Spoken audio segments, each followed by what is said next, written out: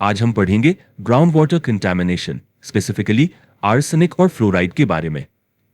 कभी सोचा है जो पानी हम रोज पीते हैं उसके अंदर क्या हो सकता है?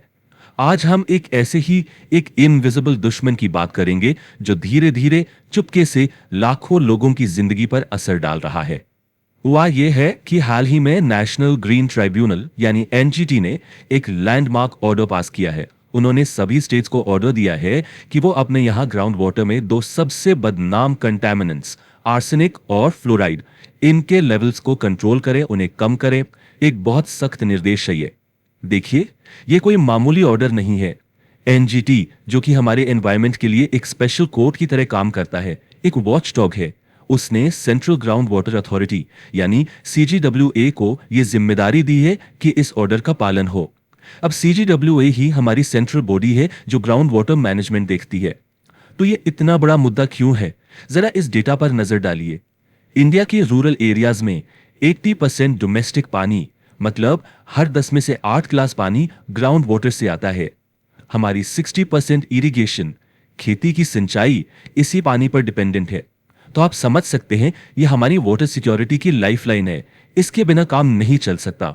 Profile of a poison, arsenic, इसको किंग ऑफ पॉइजन्स यानी जहरों का राजा भी कहते हैं। आइए जानते हैं इसके बारे में। तो आखिर ये आर्सेनिक है क्या? सोच के देखिए, एक साइलेंट असैसिन, एक मूक हत्यारा आपके पानी में छुपा है। ये एक हाईली टॉक्सिक मेटलॉइड है, पीरियोडिक टेबल के ग्रुप 15 से। और सबसे डरावनी बात पता है क्या है? इसकी कोई स्मेल नहीं होती, कोई टेस्ट नहीं होता, बिल्कुल ओडरलेस एंड टेस्टलेस। मतलब जब तक आपको इसका पता चलेगा, शायद तब तक काफी देर हो चुकी हो। वर्ल्ड हेल्थ ऑर्गेनाइजेशन और ब्यूरो ऑफ इंडियन स्टैंडर्ड्स दोनों ने इसकी परमिसिबल लिमिट यानी कितनी मात्रा सेफ है वो रखी है सिर्फ 0.01 मिलीग्राम्स पर लीटर। अब ये कितना कम है इसका अंदाजा लगाइए। ये लगभग ऐसा है जैसे पूरे ओलंपिक साइज स्विमिंग पूल में नमक का सिर्फ एक दाना। इससे जरा सा भी ज्यादा, मतलब आप डेंजर जोन में हैं। तो सवाल उठता है कि ये जहर पानी में आता कहां से है? What is this source? देखिए, इंडिया में इसका सबसे कॉमन सोर्स है नेचुरल, जिसे हम कहते हैं बायोजेनिक। गंगा ब्रह्मपुत्र के जो मैदान है उनके सेडिमेंट्स में, मतलब तलछट में, आर्सेनिक रिच मिनरल्स नेचुरली पाए जाते हैं। एक और मैकेनिज्म है जियोजेनिक। इसमें क्या होता है कि आर्सेनिक जमीन के नीचे आयरन ऑक्साइड्स के साथ एक तरह से लॉक रहता है, बंधा रहता है। लेकिन जब पानी का पीएच या रीडॉक्स कंडीशंस बदलती हैं तो ये लॉक टूट जाता है और आर्सेनिक पानी में रिलीज हो जाता है। आप रीडॉक्स को एक केमिकल स्विच की तरह समझ सकते हैं। सही कंडीशंस आई, स्विच ऑन हुआ और जहर पानी में खुल गया। अब इसके हेल्थ इफेक्ट्स की बात करते हैं।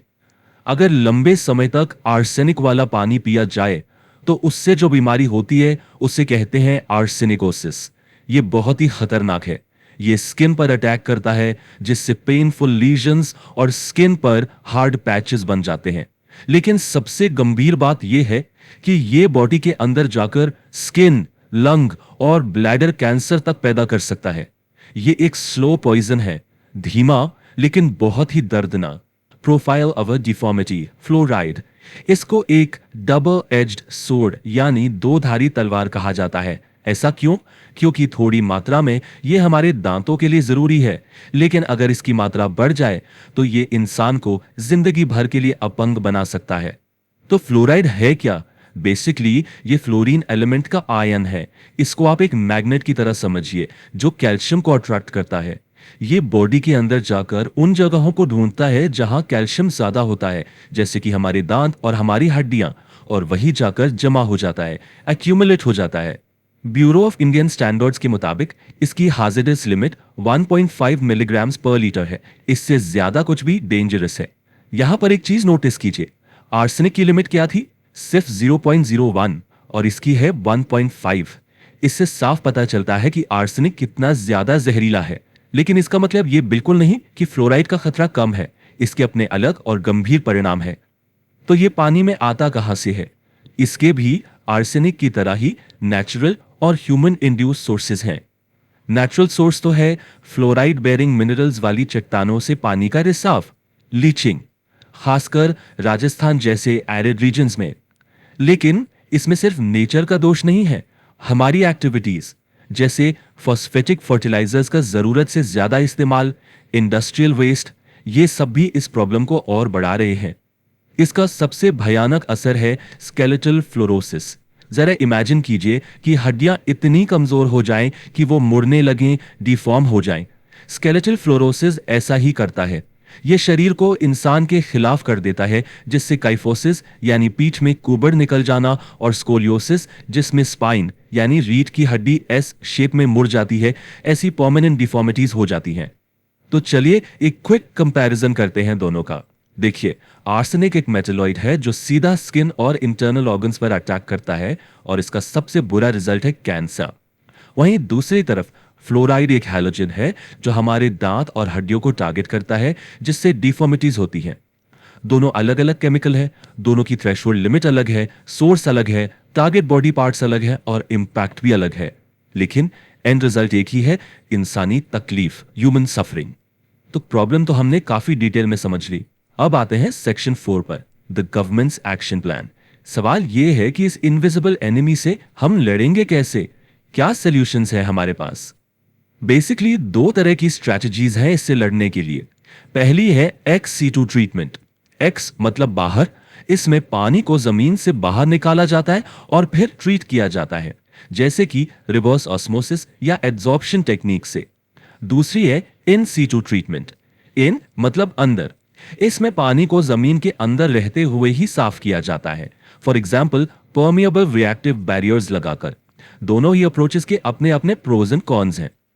और जब हम सॉल्यूशंस की बात कर रहे हैं तो एक खास इंडियन इनोवेशन का जिक्र करना जरूरी है, और वो है डीफ्लोरिडेशन के लिए द नलगोंडा टेक्निक।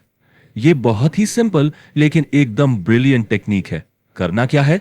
कॉन्टैमिनेटेड पानी में एलम यानी फिटकरी और लाइम यानी चूना मिलाना है, फिर इसको तेजी से घुमाना है जिससे फ्लॉक्स बनते हैं। ये केमिकल प्रिसिपिटेट्स फ्लोराइड आयंस को अपने अंदर ट्रैप कर लेते हैं। फिर इसको शांत छोड़ दो, फ्लॉक्स नीचे बैठ जाएंगे और ऊपर से साफ पीने लायक पानी अलग कर लो। ये एक परफेक्ट एग्जाम्पल है कि कैसे लोकल इंडिजिनस सॉल्यूशंस भी ग्लोबल प्रॉब्लम्स को सॉल्व कर सकते हैं। अब थोड़ा पॉलिसी और गवर्नेंस की बात करते हैं। देखिए, एनजीटी का ये जो नया डायरेक्टिव है ना, ये एक बहुत बड़ा शिफ्ट है। पहले इस तरह की चीजें एडवाइजरी होती थी, मतलब सलाह। अब ये मैंडेटरी है, यानी अनिवार्य। इसका मतलब साफ है, अब सरकार इस मुद्दे को हल्के में नहीं ले सकती, उनकी जिम्मेदारी है। क्योंकि याद रखिए, सेफ ड्रिंकिंग वाटर हमारे संविधान के आर्टिकल 21 यानी राइट टू लाइफ के तहत एक फंडामेंटल राइट है, एक मौलिक अधिकार है। और इस क्राइसिस का जो ह्यूमन कॉस्ट है वो बहुत ही ज्यादा है, दिल दहलाने वाला है। गंगा बेल्ट में कैंसर ट्रेन की किस्से या राजस्थान के पीले दांतों वाले गांव, ये सब इसकी जीती जागती मिसालें हैं। ये सिर्फ स्टैटिस्टिक्स नहीं है, ये लोगों की बर्बाद होती जिंदगी की कहानियां हैं। और इसके साथ हम आते हैं अपने आखिरी सेक्शन पर, solutions and the way forward. आगे का रास्ता क्या है? देखिए, अगर इंडिया को $5 ट्रिलियन इकोनॉमी बनना है तो उसके लिए अपने लोगों की हेल्थ को सुरक्षित करना सबसे जरूरी है, क्योंकि पब्लिक हेल्थ ही इकोनॉमिक ग्रोथ की नींव होती है। तो आगे का रास्ता क्या हो सकता है? कुछ क्लियर स्टेप्स हैं। पहला, मास टेस्टिंग। हर हैंडपंप को टेस्ट करके उस पर कलर कोड लगाया जाए। ग्रीन मतलब सेफ, रेड मतलब टॉक्सिक। दूसरा, डिसेंट्रलाइज्ड ट्रीटमेंट। कम्युनिटी लेवल पर ही छोटे छोटे डीआर्सेनिकेशन और डीफ्लोरिडेशन प्लांट्स लगाए जाएं। तीसरा, डिजिटल मॉनिटरिंग। एनआईडीएमएस जैसे पोर्टल्स का इस्तेमाल करके रियल टाइम में ग्राउंड वाटर की हेल्थ को ट्रैक किया जाए। और चौथा, ऑल्टरनेट सोर्सेस। ग्राउंड वाटर पर डिपेंडेंसी कम करके ट्रीटेड सरफेस वाटर और आर्टिफिशियल रिचार्ज जैसे ऑप्शंस को बढ़ावा देना।